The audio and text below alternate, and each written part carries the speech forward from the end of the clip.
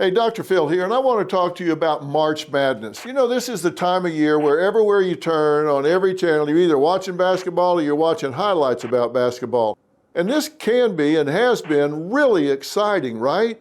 You're always watching buzzer beaters and people going nuts in the stands, cheering, jumping up and down. But if you notice there's a drift in what's happening, now, instead of watching these buzzer beaters, watching people make these last great shots and people getting all excited, we're watching a bunch of divas, a bunch of meltdowns, a bunch of tantrums, like they're brats throwing tantrums. And now you got all out fight. Look, this game is bigger than one coach, one player, one game. And I think it's reflecting a cultural shift, and not in a good way. Whatever happened to sportsmanship? When you see people throwing that out the window and just running their own agenda, it tells us something deeper about the state of our society. It tells us about people that are entitled and think they're bigger than the game. Now, I want to talk about some examples. We've got a coach from Connecticut that I'm just telling you was a shameful and sore loser. Walked off the court after a 2-point loss to Florida. I hope they don't do that to you, man. I hope they don't F you like they F'd us. I hope they don't do that to you, Baylor. Now, listen. If you're in big-time Division I sports, there's a good chance there's a camera on you. So you either aren't paying attention, or you don't care, or you're trying to go viral. I don't know. Sports Reporter shot that video and posted it, of course, because they're trying to get attention and go viral. And the communications director told the reporter, and I quote, that he would ruin his life if he didn't erase that video. Oh, really? That's like a drunk getting pulled over and telling the cop, do you know who I am? Yeah, I do. You're a drunk on the side of the road. Do you have to give me a ticket? Yes. What do you mean you're going to ruin their life? Other reporters heard it. They confirmed it. Listen, that's not passion. That's entitlement. If a coach can't handle a 2-point loss without blowing a gasket, they're in the wrong job. If you've got somebody there that's a, communications director, PR director, whoever, if they're wearing the university's jersey, if they've got the university's hat on, you don't represent well by threatening people with what they better not do. This wasn't a one-off. There was a St. John's player who mimicked a sniper taking a shot at someone during his team's win over Omaha. Now, the clip went viral. Hey, it doesn't seem like a big deal, but this player didn't even play a single second of the game. How about you take a shot in the game before you mimic a shot while you're sitting on the bench? Listen, this kid may be a great player. Maybe he's just not thinking in the passion of the moment, but you need to start thinking. Maybe it seemed like a good idea at the time, but this isn't your couch and you're not playing some video game.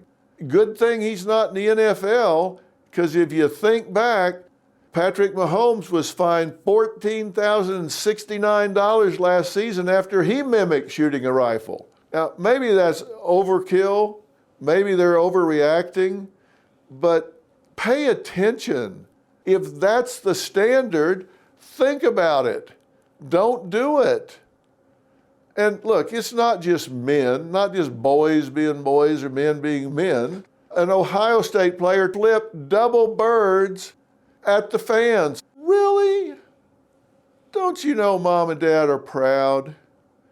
That's not heat of the moment reaction. This is signs that players just have not talked to themselves and said, you know what? I'm going in the pressure cooker. I'm going in the pressure cooker. We all make mistakes, but that takes some thought to flip double hands off at the crowd. When trash talk turns vulgar, that's not competitiveness. It's just not requiring enough of yourself. And fans, they're worse. Oh, come on. Somebody threw a bottle of water on the floor. Unnecessary.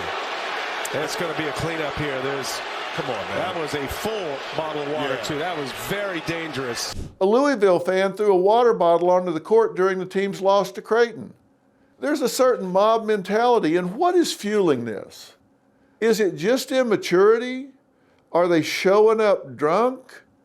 Or is it fueled by gambling, rage, a complete lack of consequences for whatever they do? A crowd at the USC-Mississippi State women's game just really got out of hand. USC fans booed every time Mississippi State had the ball. Why? Well, they were upset because their star player got injured.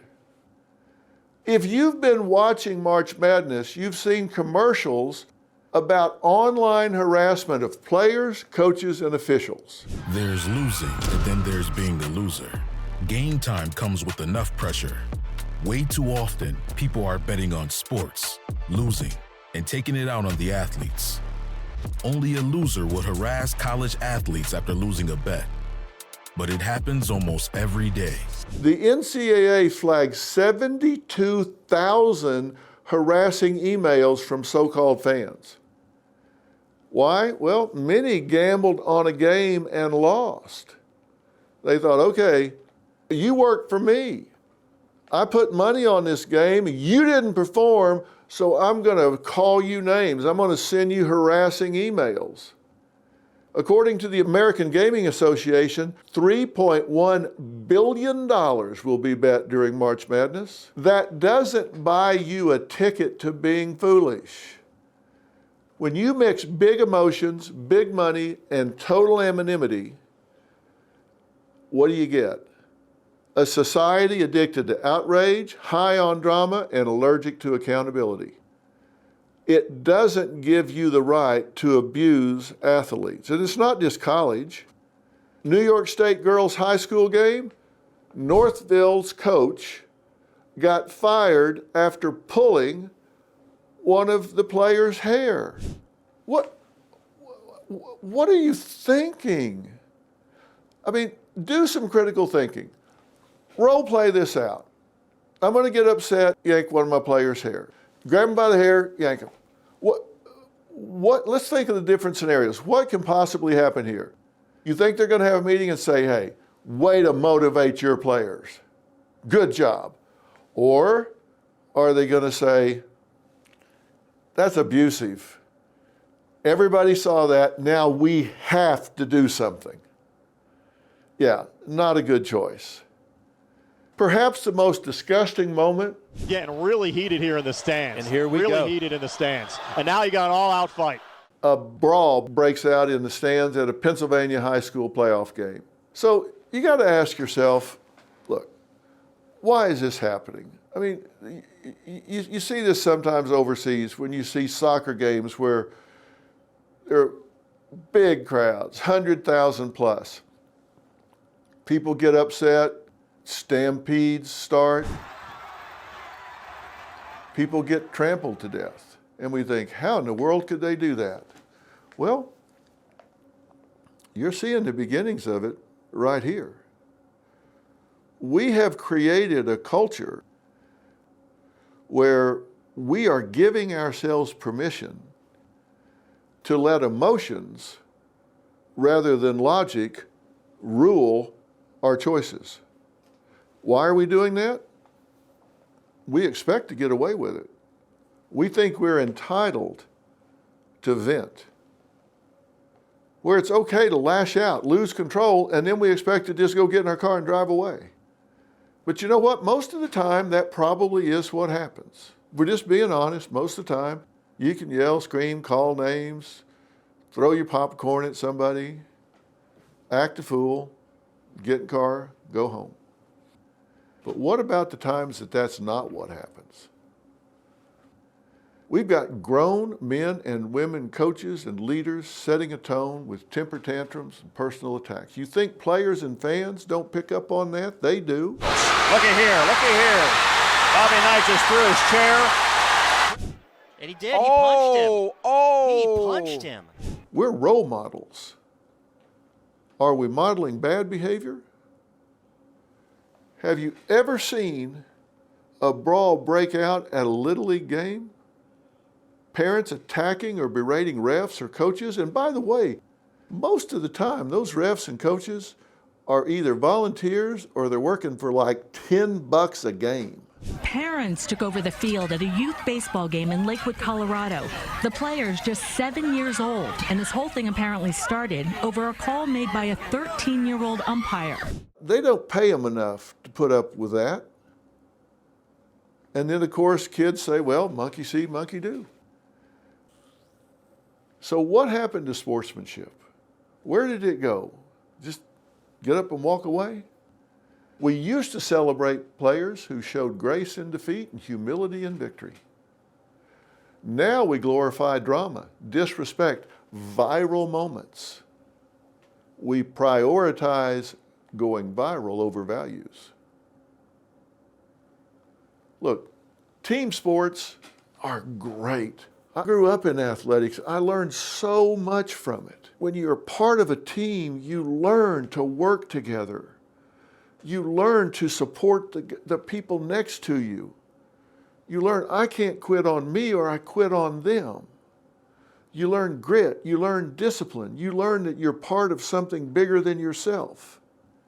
And if we keep rewarding bad behavior with clicks and likes, highlights, we're raising a generation that thinks sportsmanship is weakness instead of a virtue. Coaches, players, fans have platforms, and they're either using to build people up or tear the game down. It's time to ask ourselves, what are we doing? Are we contributing to the sport? Or are we using it as a backdrop to act a fool and hopefully get a bunch of clicks? Now, I'm not here to cancel anybody. I think everybody deserves a second chance. Even the coaches that scream something into a phone or pull somebody's hair. Maybe they just didn't talk to themselves harshly enough. Maybe they didn't tell themselves, hey, wait a minute. I need to plan how I'm going to handle stress before I get into it. This is not just a March Madness problem. It's a people problem. And if we don't fix it, boy, that real madness could spill into the mall. It could spill into road rage. Oh, wait a minute, it already has. Maybe we need to reel it back in. That would make it the real story. See you tomorrow.